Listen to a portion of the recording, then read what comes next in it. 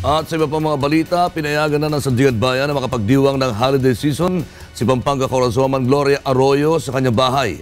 At samantala, umaasa pa rin naman si Senador Bong Revilla Jr.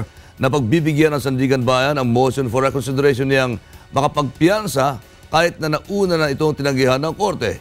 Ito ang balita ni Rosalie Cos. Susunduin ng PNP bukas ng alas 10 ng umaga mula sa Veterans Memorial Medical Center si Congresswoman Gloria Arroyo upang ihatid sa kanyang tahanan sa La Vista, Quezon City.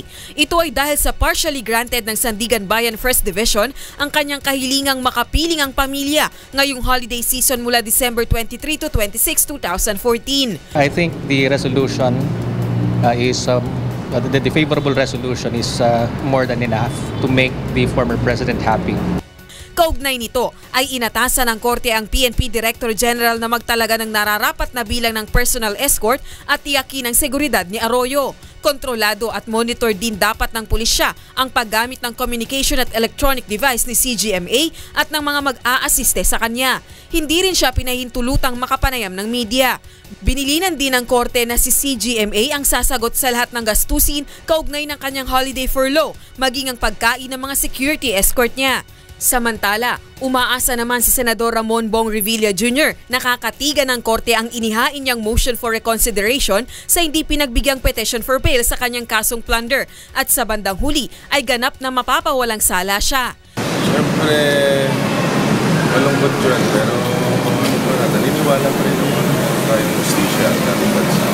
Sinabi naman ng senador na hindi na niya binalak pang humiling ng furlough o pansamantalang makaalis sa detention facility ngayong holiday season sa pangambang matutuligsa siya ng kanyang mga kritiko. Baka mamaya malalampas na naman tayo sa social media. Hindi naman tayo magsakripisyo na talaga ganun eh.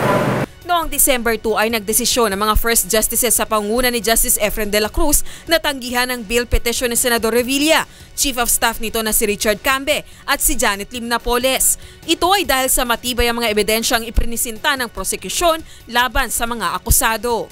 Kanina ay binigyan ng Sandigan Bayan ang prosekusyon ng 20 araw upang magkomentaryo hinggil sa motion for reconsideration ni Senador Revilla sa hindi pinagbigyang petition for bail ng senador. 10 araw pagkatapos nito ay kinakailangan naman magsumite ng reply ang mga abogado ni Revilla. Rosalie Cos, UNTV News Worldwide.